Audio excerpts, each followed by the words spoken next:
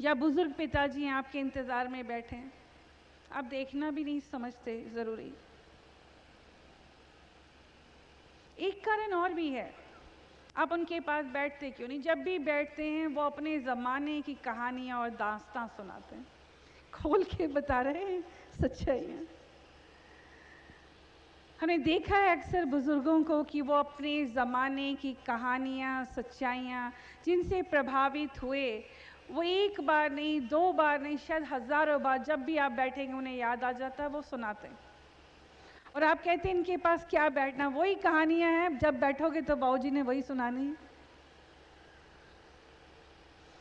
पर बच्चों, गौर से सोचें तो उनके पास और खजाना है ही क्या?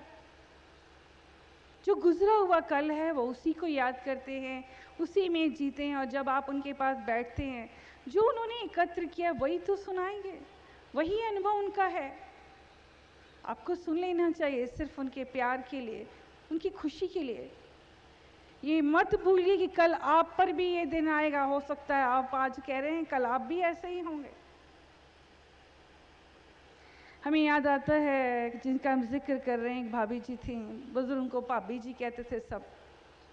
वो आकर हमसे अपने ज़माने की दास्तां, कहानियाँ, रावलपिंडी में, पाकिस्तान में रहते थे, कैसा ज़माना था, हम लोग क्या खाते थे, कैसा विचार था, कैसा उठना बैठना था, कैसा प्यार होता था, सब बताया करती। और एक शायरी सुनाती थी जो उनकी मुख से, उनकी ज़ुबानी बड़ी अच्छी लगती थी, उनकी ज़ुबान पे बड़ी फबती थी, आज हम सुनाना चाहते हैं। वो अक्सर कहती थी, आता है याद मुझको वो गुजरा हुआ ज़माना, आता है याद मुझको वो गुजरा हुआ ज़माना, वो वादियाँ चमन की वो मेरा आशियाना।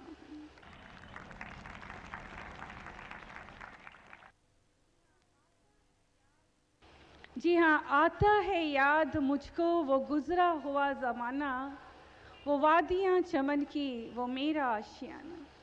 जिस आशियाने में आप पले बढ़े और जवां हुए, वो अच्छाइयाँ, वो दास्तां, वो कहानियाँ कोई भी नहीं भूलता।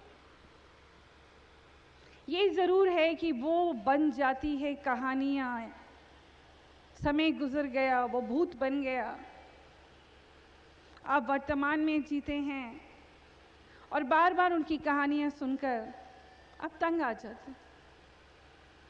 पर उनकी जगह पर आप खुद सोच के देखें कि उन्होंने जो जिया, जो संजोया, उनकी दौलत वही है। और शायद वो आपको बार बार इसलिए सुना रहे हैं, शायद कोई सीख देना चाहते हैं, कुछ समझाना चाहते हैं, किंतु आप इस पर ध्यान नहीं देते। ये भी सच है कि वो आपकी ज़िंदगी को देखते हुए, आपके बच्चों को देखते हुए कई बार सयानी बात कह जाते हैं कि बेटा ऐसा करना नहीं चाहिए, अब बच्चों को आप रोको, ये जिस हवा में बह रहे हैं ये गलत है, इतनी आज़ादी ठीक नहीं, या इस प्रकार के बच्चे जो कपड़े पहन रहे हैं ये ठीक नहीं,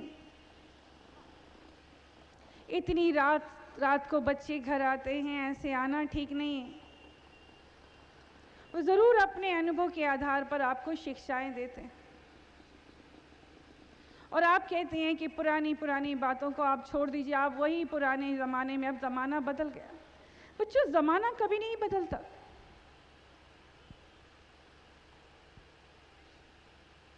क्या असूल बदल जाते हैं, अच्छाइयाँ बदल जाती हैं, अच्छाई की सोच बदल जाती है, अच्छे तौर तरीके बदल जाते हैं।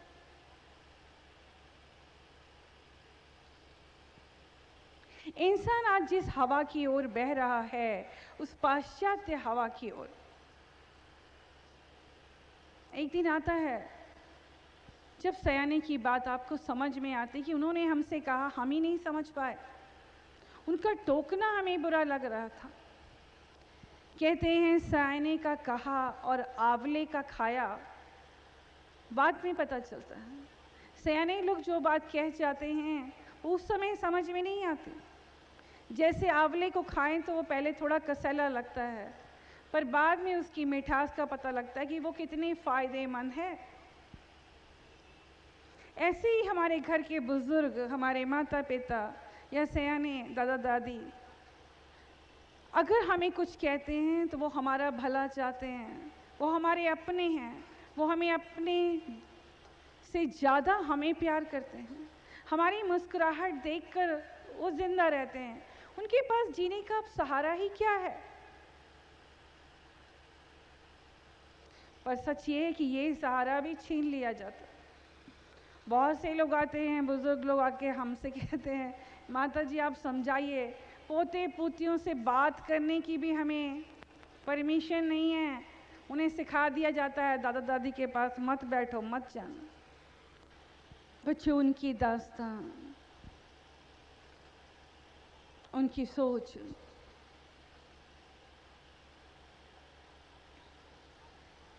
कई बार वो गंभीर होते चले जाते हैं, खामोश होते चले जाते हैं।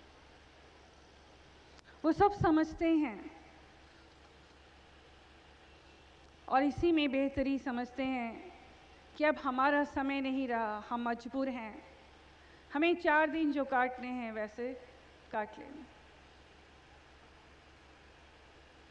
सब ऐसे नहीं होते। कुछ ऐसे भी परिवार हैं जिनके बुजुर्गों ने अपनी जिंदगी में एक ऊंचा मकाम, जैसे फौजदारी, मिलिट्री या पुलिस में रहे हैं। वो कई बार अपने उसी जीवन में, उसी शान शौकत में रहते हैं। वो अंतिम समय तक बच्चों के साथ कॉम्प्रोमाइज़ नहीं कर पाते। पर कई ऐसे बुजुर्ग भी हैं जो समय के ढलान के साथ, संध्या के साथ खुद ढलते चले जाते हैं, तो शाम को स्वीकार कर लेते हैं। ये सारा खेल है विचारों का, धर्म और अधर्म का।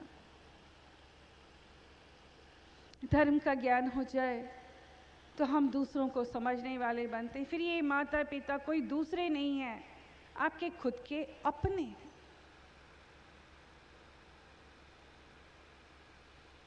क्यों ऐसा समय आ जाता है जब आपका व्यवहार सिर्फ औपचारिक रह जाता? वो बीमार पड़े तो आप उनका हाल पूछने आ गए, कोई और जरूरत पड़ी तो आप घर आ गए उन्हें देखने, वरना फिर चले गए। आप ये नहीं समझते कि इस समय उनको आपकी जरूरत सबसे ज्यादा है।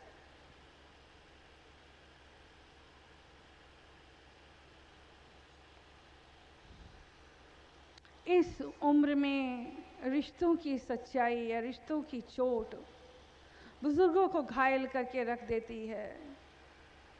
एक ऐसी चोट, कहते दिल पर चोट लगे तो वो बीमार हो जाते हैं मानसिक रूप से।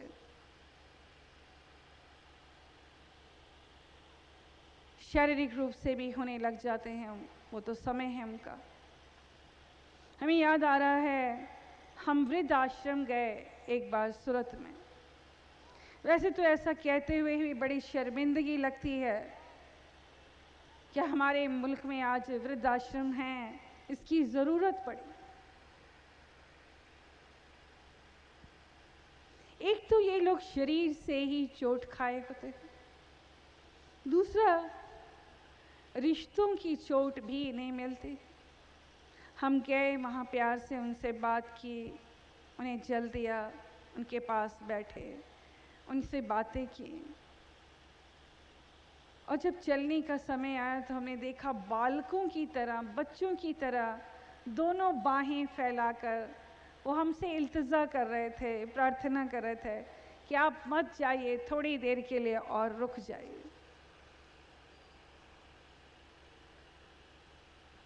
बच्चों, बहुत स्नेह से हमने उनके सिर पर हाथ रखा और बड़ी मुश्किल से एक से मिलकर हमने विदाई की। हमने अक्सर देखा है कि बुजुर्ग लोग अपने जीवन के इस पड़ाव में सिर्फ प्यार चाहते हैं, प्यार के दो बोल चाहते हैं। आज भी एक ऐसे ही बुजुर्ग की याद आ रही है जिससे हम मिले।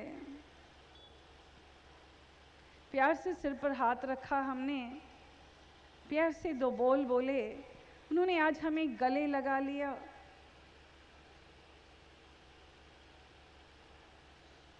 क्यों? क्योंकि वो उस प्यार को वो तरसे हैं और थोड़ा सा उन्हें प्यार मिला तो उन्हें लगा कि हमें बहुत अपना कोई अजीज मिल गया। उनकी आंखों से, उनके व्यवहार से ऐसा लग रहा था जैसे वो चाहती थी पल भर हम और रुक जाएं,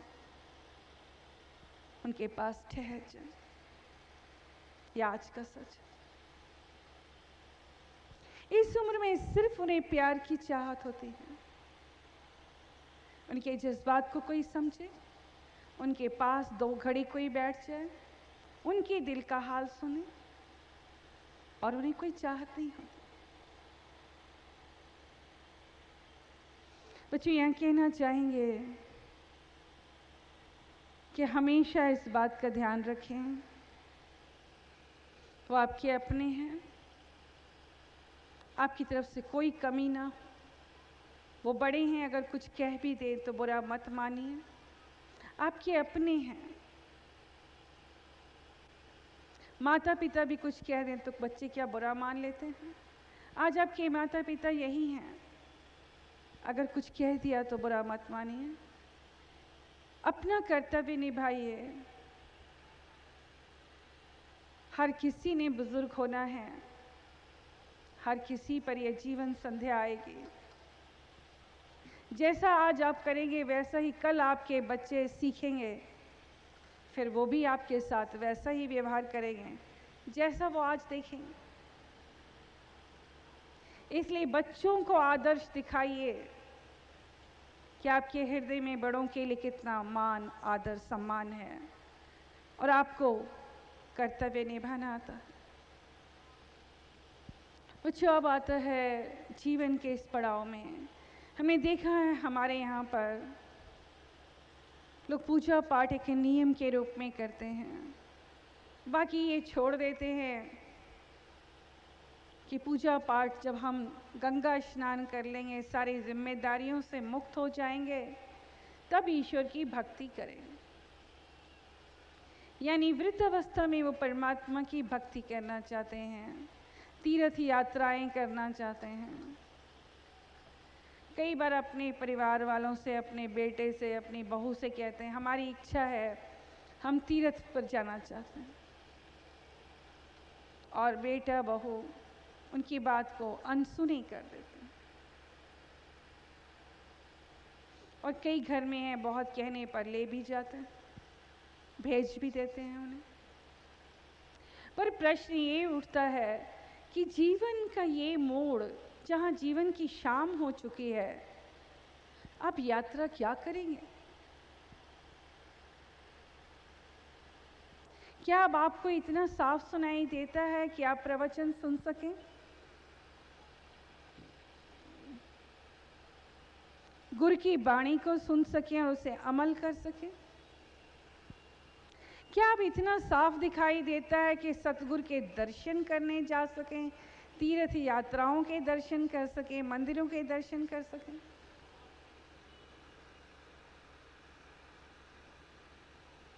क्या शरीर में अब वो ताकत है कि आप चलकर जा सकें? शायद नहीं। बहुतों को देखा है तीर्थ यात्राओं पर बूढ़े बुजुर्गों को उठाकर 4 लोग लिए जा रहे हैं। ये यात्रा नहीं मानी जाएगी। जब अपने पैरों से चलकर जाएं तभी वो यात्रा मानी जाती, तभी वो परवान चढ़ती। 4 लोग आपको उठा के ले जाएं, ऐसा तीर्थ किस काम का? वो तीर्थ नहीं है।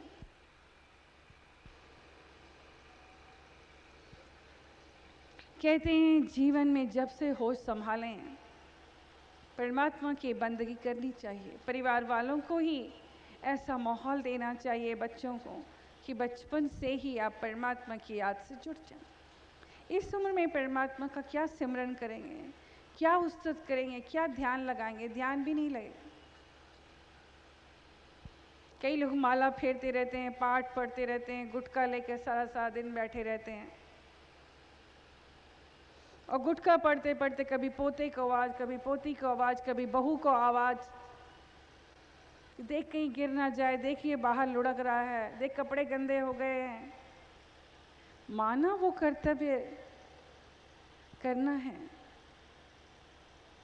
पर अगर परमात्मा की बंदगी करनी है तो एकांत में ही करनी होगी, सिर्फ उसका ध्यान, फिर और कोई ध्यान नहीं होना चाहिए। वो बंदगी परवान नहीं चढ़ती।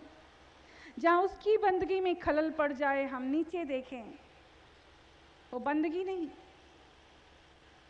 उस तक वो अवस्था है जहाँ हमें इल्म ही ना हो, होश ही ना हो।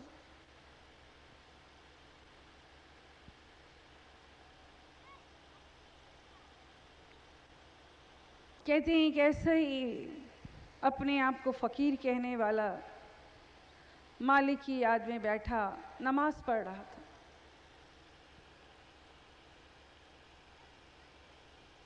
एक प्रेम दीवानी जो अपने पति से बेपनाह प्रेम करती थी, पागलों की तरह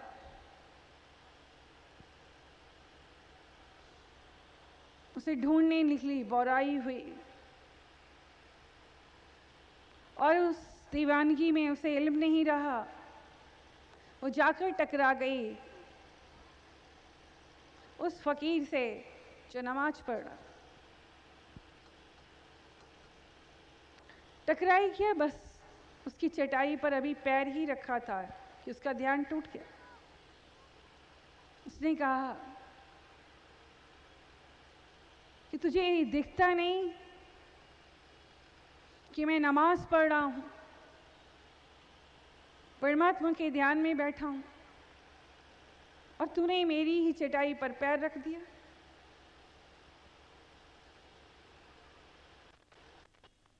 प्रेम दीवानी ने कहा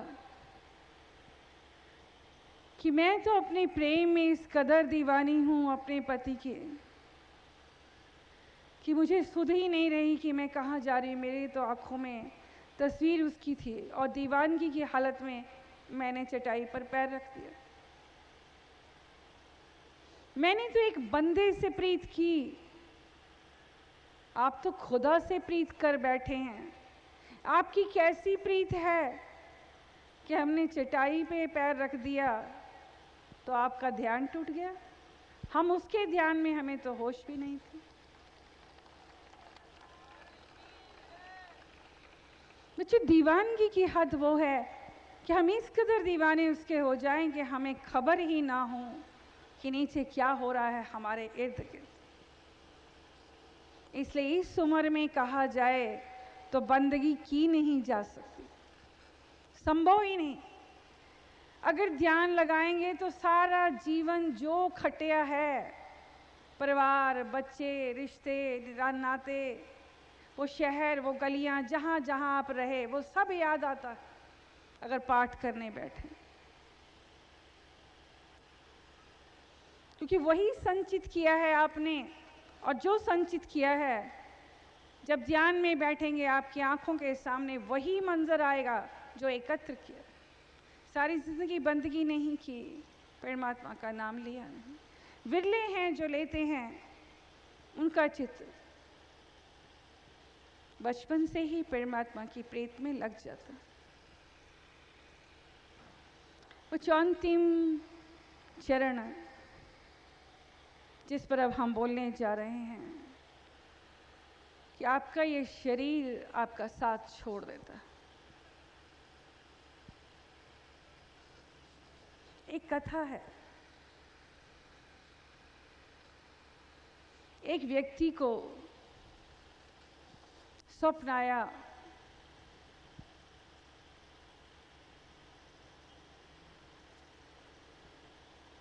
उसने थोड़ी बंदगी की तो उसे उसका ईष्ट नजर आ गया।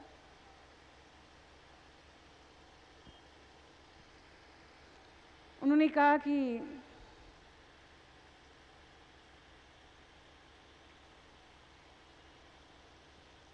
इसी प्रकार परमात्मा की भक्ति करते रहना, उसने अपने ईष्ट से कहा, आप भी मेरा साथ मत छोड़िएगा। बोला, ईष्ट ने कहा, मैं साथ कैसे छोड़ दूंगा, तुम्हें लेने भी तो मुझे ही आना पड़ेगा। जब तेरा वक्त पूरा होगा तब तुझे लेने भी तो मैं ही आऊंगा, इसलिए मैं कैसे साथ छोड़ सकता हूं। बोले, जब आपको आना हो तो आने से पहले बताइएगा जरूर। ईष्ट मुस्कुराए और चले गए। ये स्वप्न दिखाया।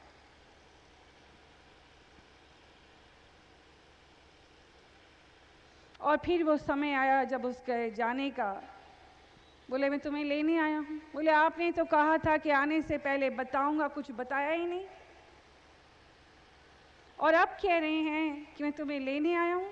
ऐसे कैसे मैं चल सकता हूं, आपको बताना चाहिए था। बोले, क्यों, मैंने बताया नहीं। बोले, कहाँ बताया। बोले, जब पहली बार तेरे बाल सफेद हुए, ये चेतावनी थी कि तेरा समय नजदीक आया है। दूसरी बार जब आंखों से धुंधला दिखने लगा, ये दूसरी चेतावनी थी कि ये शरीर अब वृद्ध हो रहा है, समय नजदीक है। तीसरी चेतावनी जब कानों से कम सुनाई देने लगा, ऊंचा सुनने लगा, ये तीसरी चेतावनी। इस तरह कितनी चेतावनी दी है। तेरा शरीर जवाब दे रहा है, ये हाथ पैर में अब वो ताकत कहाँ है। ये सब चेतावनियां नहीं, ये सब तुम्हें पहले ही बता दिया गया कि अब आपका समय आ चुका। बच्चों, ये सत्य है पर किसी को याद नहीं रहता। आज इस विषय को करते हुए हम अपने दिल की बात कहना चाहेंगे कि बचपन से लेकर अब तक हमारे हृदय में बुजुर्गों के लिए एक स्थान है। हम उनसे बेपनाह प्यार करते हैं। बचपन से ही हम उनके नज़दीक बैठते थे, 2-2, 3-3, 2.5-2.5 घंटे। हमारी खुद की दादी भी हमें बहुत प्यार करती थी और उनका खुद का मानना है कि उन्होंने बहुत सुखना सुखी मन्नतें मांगी, तब हम पैदा हुए।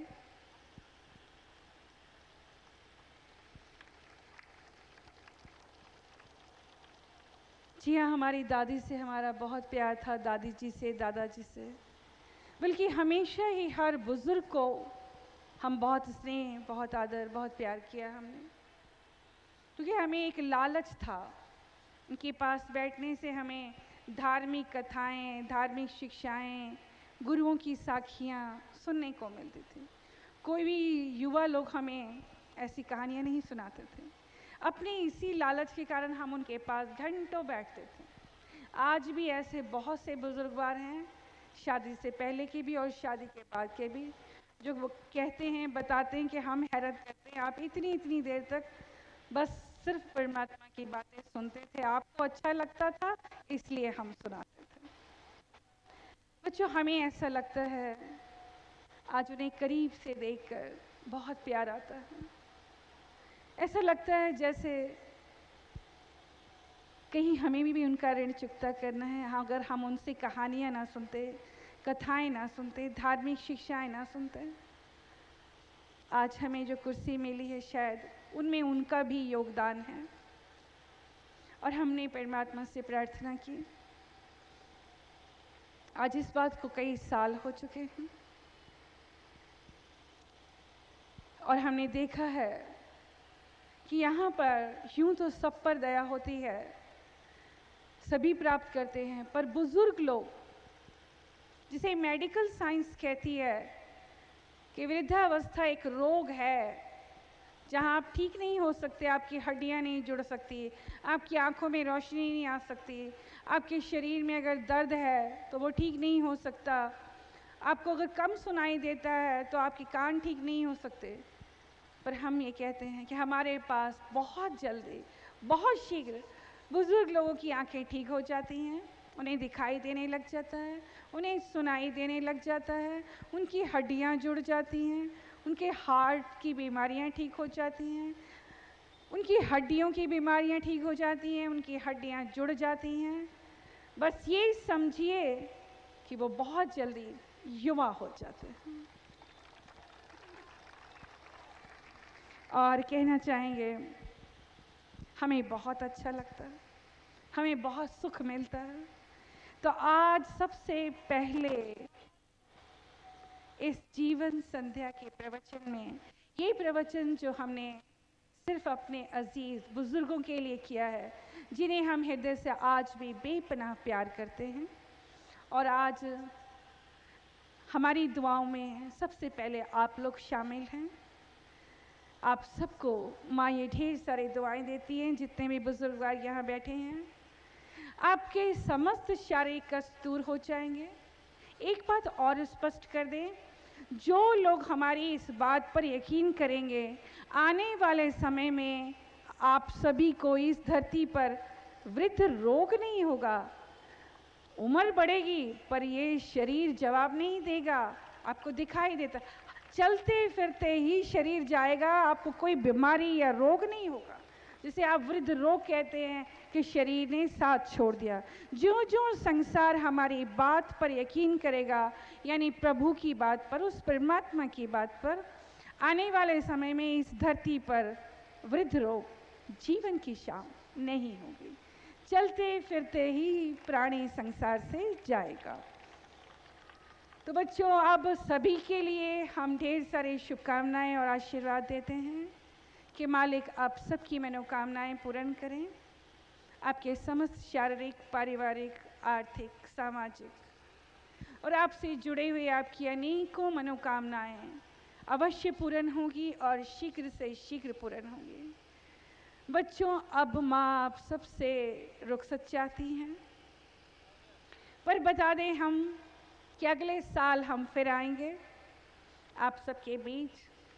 अगले साल अप्रैल के महीने में, आप याद रखें, अगले साल अप्रैल के महीने में ये माँ फिर आएगी आप सबके पास ढेर सारी दुआएं लेकर। तब तक के लिए शुभकामनाएं देते हैं। अगर माँ की याद या ज़रूरत हो तो जी सदके जी आया नो, आप लखनऊ में आइए, मानव कल्याण आश्रम में। धन्यवाद, नमस्कार।